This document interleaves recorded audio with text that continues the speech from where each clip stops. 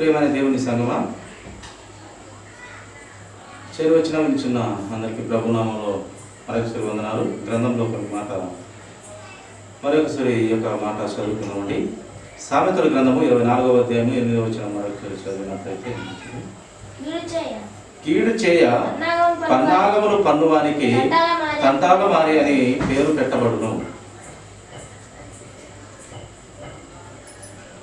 అలాగే మరొక లేఖనం చదువున్నా, యెషయా గ్రంథము 43:7 చదువు.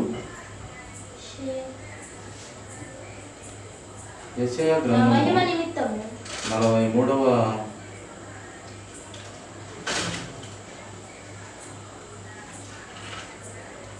అధ్యాయము 7వ వచనం. నా మహిమ నిమిత్తము నేను సృజించిన వారిని, నా నామము పెట్టబడిన వారిని అందరినీ తెప్పించుము. నేనే వారిని కలుగజేసి తిని, వారిని పుట్టించిన వాడను నేనే. ప్రియ దేవుని సంగమా, ఇక మొదట చదువుకున్నటువంటి లేఖనము సామెతల గ్రంథం 24:8లో కీడు చేసే ప్రతి మనిషికి ఒక పేరు అపవాదిగానికి పెట్టినట్టుగా మనము గ్రంథంలోనే చూస్తాము. ఆ కీడు ఆలోచనలు ఎవరిలో అయితే ఉంటారో వానికి ఒక పేరు పెట్టబడింది. ఏంటది? కీడు చేసేవానికి ఒక పేరు, దేవుని నామము పెట్టబడిన వారికి ఒక పేరు దేవుడే ఈ గ్రంథములో వ్రాయిస్తూ వచ్చినాడు. కీడు చేసేవానికి మటుకు వానికంట తంటాల మారోడు, తంటాల మారి, ఇది పేరు. అపవాది సంబంధమైన బిడ్డలకు గ్రంథం సూచించినటువంటి పేరు ఇది. చూడండి, మనము లోకంలో చూస్తూ ఉంటాము, ఊర్లో కానివ్వండి, పేపర్లలో కానివ్వండి, ఒకటి జరిగితే ఒకటి చెప్తా ఉంటారు. ఒకటి జరిగింది వేరు, అక్కడ చెప్పేది వేరు. ఇక్కడ జరిగేది వేరు, అక్కడ చెప్పేది వేరు. అక్కడ జరిగేది వేరు, ఇక్కడ చెప్పేది వేరు. ఇలాంటి శాడిజం కలిగినటువంటి ఆలోచన విధానాన్ని దేవుడు ఏమని పేరు బయలుపరుస్తూ వస్తున్నాడంటే తంటాల మారి. ఈ తంటాల మారివాడు, ఈ తంటాల మారి అయినటువంటి వారు చాలా డేంజర్ అన్నమాట. వీరి హృదయంలో అక్కడది ఇక్కడ, ఇక్కడది అక్కడ చెప్పి ఒక కొట్లాటకు క్రియేట్ చేసి ఇంకా ఎక్కువ చేసేదానికే ఈ తంటాల మారి వారు ప్రయత్నిస్తూ ఉంటారు. చాలామంది, ప్రతి ఒక్కరి జీవిత అనుభవంలో ఇది జరుగుతూ ఉంటుంది. ఈ ఆలోచన విధానము చేయకూడదనే దేవుడు ఈ గ్రంథంలో వ్రాయిస్తూ వచ్చినాడు. ఈ తంటాలి మారి చెప్పే ఆలోచన విధానము తప్పు. ఇట్టి ఆలోచన ఉండకూడదని దేవుడు గ్రంథంలో వ్రాయిస్తూ వచ్చినాడు. ఇక్కడ ఒకటి జరుగుతుంది, అక్కడికి పోయి 4 ఎక్స్ట్రా చెప్పేస్తారు. లేదా అక్కడ వాళ్ళు ఒక్క విషయమే మాట్లాడతారు, 4 విషయాలు తెచ్చి ఇక్కడ చెప్పేస్తారు. ఈ మధ్యలో వారు వీరు కొట్లాడితే మధ్యలో ఉండి నవ్వుతూ ఆ తంటాలి మారి తనాన్ని వారు చేసిన ఆ పనికి వారికి వారే సంతోషిస్తూ ఉంటారంట. ఈ తంటాల మారి వారు, తంటాల మారి ఈ యొక్క కీడు చేసే మనుషుల్లోనే ఇది ఉంటుందంట. మేలు చేసే మనుషుల్లో ఇది ఉండదు. దేవుని పిల్లల్లో అసలు ఉండకూడదని లేఖనం మనకు తెలియపరుస్తుంది. దేవుని రక్తంలో కడగబడిన పిల్లల్లో ఇది ఉండకూడదు. పొరపాటున ఉన్న దీన్ని అక్కనే త్రుంచివేయాలి.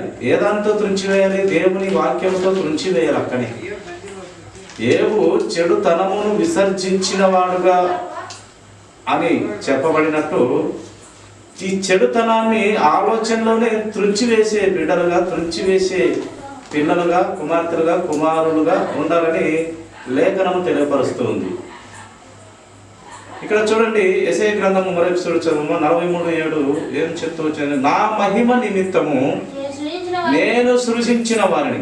దేవుని మహిమ నిమిత్తము దేవుడే సృజించిన వారు, దేవుని ప్రోక్షణలోకి వచ్చిన వారు, యేసు క్రీస్తు ప్రభువే అని సొంత నోటితో ఒప్పుకున్న ఏ ఆత్మ అయినా సరే అది దేవుడు సృష్టింపబడినటువంటి ఆత్మ అంట.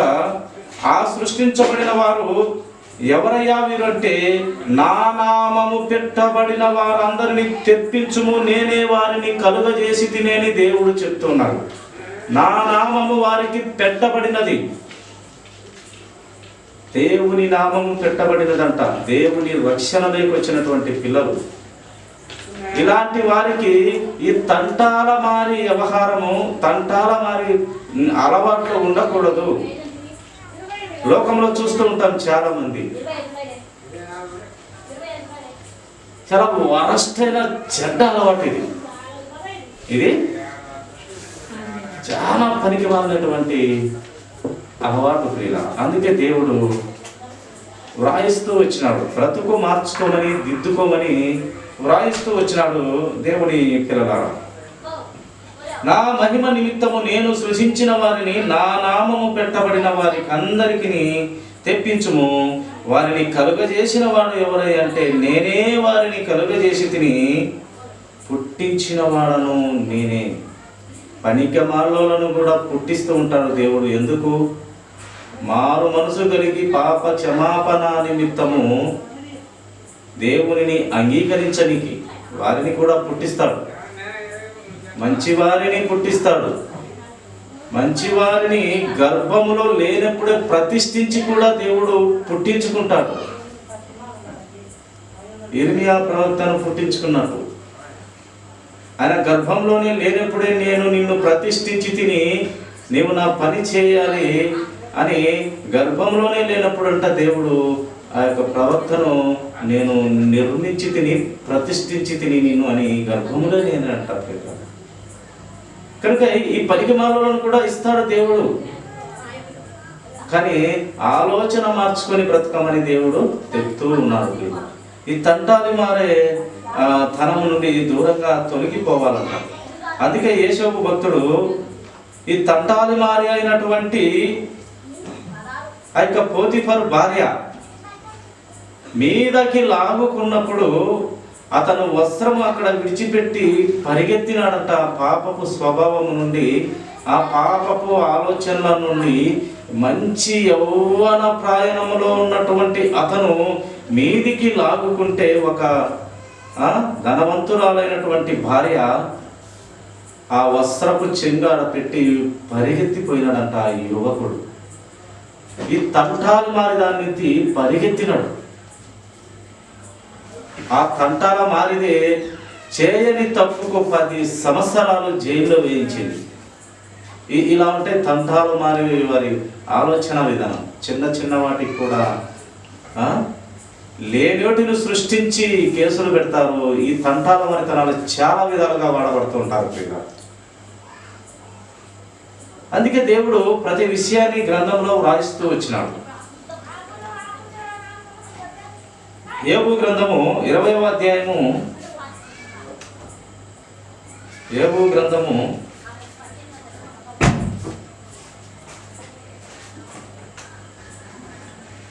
20వ అధ్యాయము 12వ వచనము మాట చదువుకున్నామండి. చెడుతనము వారి నోటికి తీయగా ఉండును, వారి నాలుక క్రింద దాన్ని దాచిపెడతారట. ఈ చెడుతనమే వారి నోటికంట తీయగా ఉంటుంది. ఎవరికి? తంటాల మారి దానికి, లేక తంటాల మారి వాడికి చెడుతనం నోటికి చాలా తీపుగా ఉంటుందంట వారికి. వారి నాలుక కింద ఈ యొక్క సర్పము విషము దాచిపెట్ట ఉంటుందంట. సర్పము ఇప్పుడు కాటు వేస్తే విషము కక్కినట్టుగా ఉంటారు వాళ్ళు. విషము వారి నాలుక కిందనే ఉంటుందంట. వారికి ఈ నీతి తప్పడం అనేది, ఈ చెడుతనము వారి నోటికి ఎంతో తీపుగా ఉంటుందంట. యోబు భక్తుడు తెలియపరుస్తూ ఉన్నాడు. కానీ యోబు భక్తుడు అలా బ్రతకలేదు. యోబు భక్తుడు చెడుతనాన్ని ఇసిరి పారేసినవాడు, అసహించుకున్నవాడు.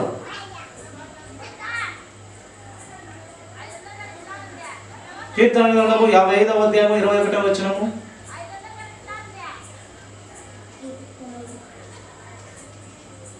55వ అధ్యాయము 21వ వచనము. వారి నోటి మాటలు వెన్నవలే మృదువుగానున్నవి, అయితే వారి హృదయంలో కలహం ఉన్నది. చూడండి ప్రియ సహోదరి సహోదరుడా, ఈ తంటాల మారి దాని మాటలు లేక ఈ తంటాల మారి వాడి మాటలు వెన్నవలే మృదువుగా మాట్లాడతారట. వాళ్ళు వెన్న మాదిరి ఉంటది, కానీ హృదయంలో అయితే విపరీతమైన కలహము. ఇందాక విపరీతమైనటువంటి వారి నాలుక కింద విషము ఉంటుందంట. అలాగే ఈ హృదయంలో కలహం ఉంది. వారి నోటి మాటలో వెన్నపూస మాదిరి మృదువుగా ఉన్నట్టు ఉంటుంది, కానీ హృదయంలో చాలా కలహము. వారి మాటలు చమురు కంటే నునుపైనవి. ఈ తంటాల మారి దాని మాటలు, ఈ తంటాల వారి మాటలంట చమురు పోయబడిన కత్తి లాగా ఉంటుందంట ప్రేమ. చమురు కంటే నునుపైనవి, అయితే అవి వరదీసిన కత్తులు. వరలో నుంచి తీసినటువంటి కత్తికి చమురు పూస్తే అలా ఉంటుందట వారి మాటలు. లోగడంట పాతకాలంలో దొంగలు శరీరాన్ని అంతటికి చమురు వేసుకొని పోతారంట. రాత్రి ముఖానికి ముసుగు, శరీరానికి చమురు. దొరికినా కూడా యాడ పట్టుకున్నా జారిపోతారంట. చమురు పూసుకునే వ్యక్తిని ఎవరు పట్టుకోగలరు? ముఖానికి ముసుగు వేసుకుంటాడు, ఒళ్ళంతా చమురు పట్టుకొని పోతాడు. పొరపాటున ఒక మనిషి పట్టుకున్న చెయ్యి ఆ చిక్కడు, దొరకడు. అలా ఉంటున్నాయంట మాటలు. ఈ తంటాల మారి దాని మాటలు కత్తికి చమురు పూసినా అంతే. చమురు పూసిన దానికి అదే కీర్తనల గ్రంథము 10వ అధ్యాయము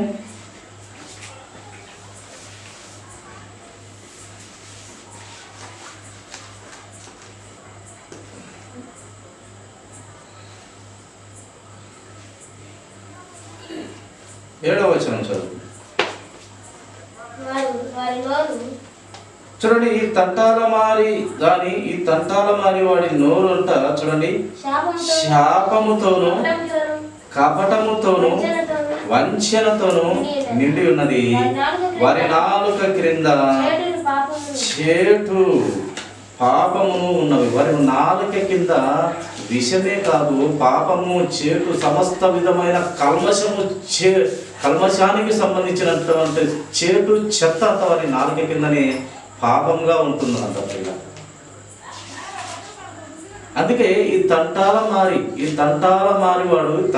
మారిది చాలా డేంజర్ సమాజానికి. అందుకే ఈ అపవాది కానీ ఈజీగా గుర్తుపట్టగలిగే స్థితిలో దేవుని పిల్లలుగా ప్రతి ఒక్కరుగా ఉండగలగాలి. దేవుని వాక్యానికి ఆ శక్తి ఉంది. ప్రతి ఒక్కరి హృదయాలోచనలు ఎరిగేటువంటి పిల్లలుగా ఉండాలి. మరి ఏది అయితే వారి హృదయంలో నిండి ఉంటుందో అది మాట్లాడతారన్నట్టుగా వారి హృదయ ఆలోచనలు ఎలా వస్తున్నాయో ఆ మాటను బట్టి వారి ఆలోచన విధానం అంతా కూడా మనం పసిగట్టగలగాలి. వారి నోరు శాపంతోనూ కపటంతోనూ వంచనతోనూ నిండి ఉన్నది. వారి నాలుక కింద పాపం ఉన్నది. ఇది తంటాల మారి దాని స్వభావము. తంటాల మారి వాడి స్వభావం అంట ప్రియుల. చాలా డేంజర్ లోకానికి. కొల్లలు ఉన్నారు భూమి మీద, కొల్లలు ఉన్నారు. ఎందుకు కొల్లలు ఉన్నారని చెప్తున్నానంటే, ఆ దేవుని రాజ్యానికి ఆ ఇరుకు మార్గంలో వెళ్ళే మార్గానికి కొందరే కనపడతారంట. ఈ విశాల మార్గానికి, ఈ పాపపు లోకానికి వెళ్ళే మార్గము చాలా దండిగా వెళ్తూ ఉంటారంట. అందుకు నేను అన్నాను, పాపపు లోకానికి వెళ్ళే వారి మనుషులు దండిగా ఉంటారంట. ఆ పుణ్యరాజ్యానికి, ఆ కొట్టివేయబడని ఆ యొక్క నిలవరమైన పట్టణానికి ఆ సంకుచితమైన దారిలో కొందరే వెళ్తూ ఉంటారంటే, ఇరుకైన మార్గంలో కొందరే పోతున్నారంట దేవుని దగ్గరికి. విశాల మార్గంలో చాలా ఎక్కువ మంది పోతున్నారు. అందుకు కొల్లలు ఇలాంటి తంటాల మారివారు, ఇలాంటి తంటాల మారిది, ఇలాంటి తంటాలు మారివాడు ఉంటారు. జాగ్రత్తగా బ్రతకాలి. చాలా ఈజీగా మోసం చేయగలరు వీళ్ళు. ఇప్పుడు వస్తానంటారు, ఏదైనా ఒక వస్తువు తీసుకున్నా, ఏదైనా చేసినా ఇప్పుడు వస్తా అంటారు. అంతే, ఇంక కనపడదు. ప్రతిదీ అంతే. ఆడ నీళ్లు ఉన్నాయంటే బురద కూడా ఉండదంట. ఇది లోక స్వభావం ప్రియుల. ఈ పాపపు లోకపు స్వభావంలో అందుకే దేవుడు ప్రతి ఒక్కరిని పవిత్రతలో రానికి, ప్రతి మనిషిని చెక్కనికి సృష్టికర్త అయిన దేవుడు, వాక్యమైన దేవుడు శరీరధారిగా భూమి మీదికి అడుగు పెట్టినాడు.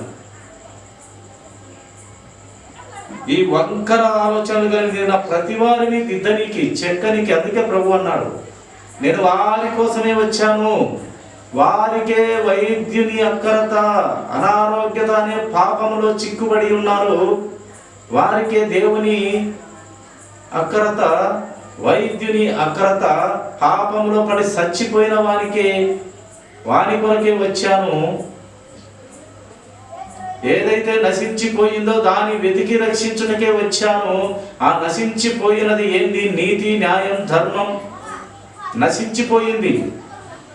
ఆ నీతి, న్యాయం, ధర్మం వెతకి రక్షించుటకు. ఎవడు లేడు నీతిమంతుడు, ఒక్కడు లేడు అని దేవుని మాట ఉన్న ప్రకారము ఎవరము అయితే లేము. కానీ ఆ యొక్క నీతిని, ఆ సత్యాన్ని స్థాపించుటకే యేసుక్రీస్తు ప్రభువారు పరలోక రాజ్యం నుండి భూమి మీదికి వాక్యమనే దేవుడు శరీరధారిగా మనలాంటి శరీరంతో భూమి మీద అడుగు వేసినాడు. అడుగు వేసి సమస్తమును మరణమయ్యేంత వరకు మన కోసము రక్తమంతా ధారపోసినాడు. సృష్టికర్త అయిన దేవుడు యేసుక్రీస్తు ప్రభువారు. ఇలాంటి పాపపు లోకంలో నుండి మనల్ని అందరినీ కూడా బయట వేయాలనుకున్న గొప్ప దేవుడు యేసుక్రీస్తు ప్రభువారు. ప్రతి పాపపు ఆలోచనలో నుండి బయట వేయనీకి ఆలోచనగా వచ్చినటువంటి సృష్టికర్త అయిన దేవుడు ఒక మంచి ఔషధం లాగా, ఒక మంచి మెడిసిన్ లాగా, ఒక మంచి మందులాగా, పాపాన్ని తీసివేసే మందు యేసుక్రీస్తు వారిగా ఈ లోకానికి అడుగు పెట్టినాడు.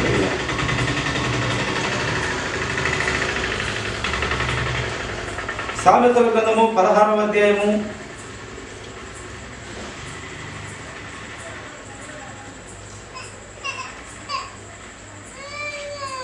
17-18 చదువుకుందామండి.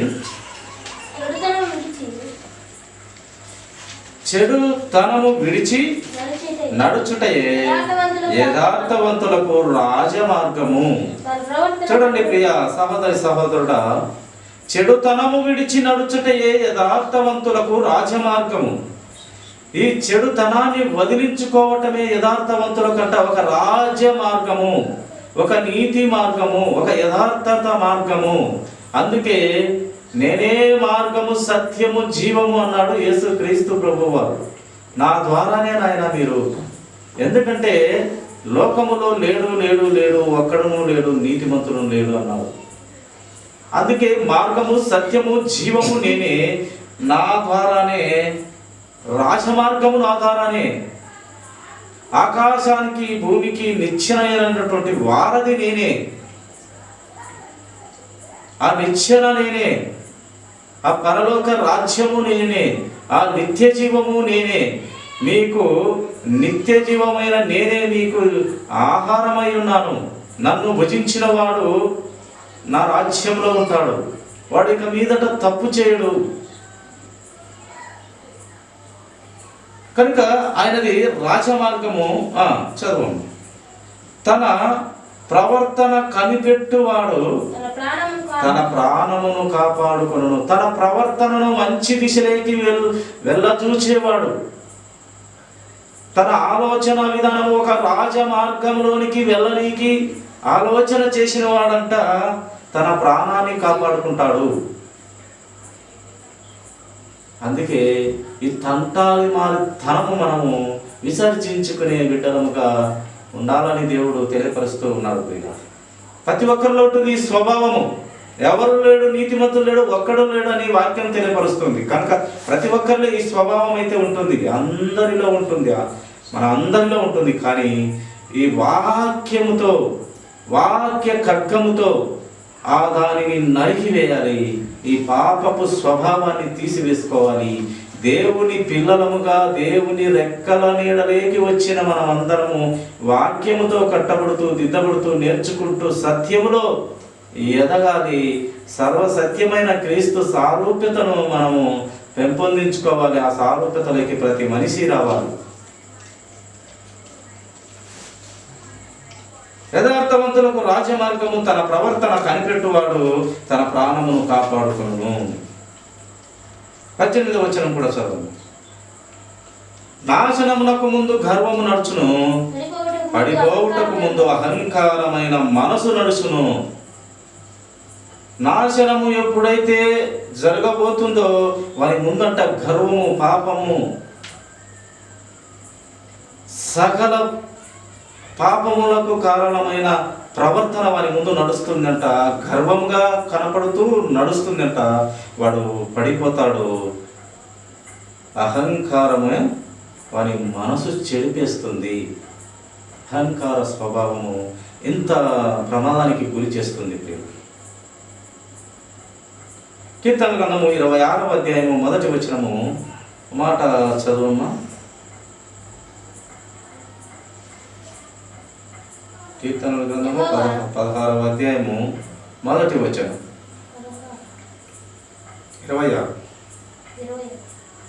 26వ వచనము.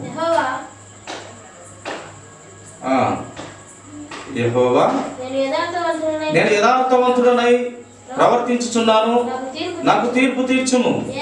ఏమీ సందేహపడకుండా యెహోవా యందు నేను నమ్మిక ఉంచి ఉన్నాను. యెహోవాను నమ్మువారు, యేసు క్రీస్తును నమ్మువారు, పరిశుద్ధ ఆత్మదేవుని అంగీకరించువారు ఎలాగా ఉండాలంట? ఏ సందేహము పడకుండా, సందేహింపక నమ్మిక మాత్రం ఉంచాల మన సృష్టికర్త మీద. సందేహము వలదు.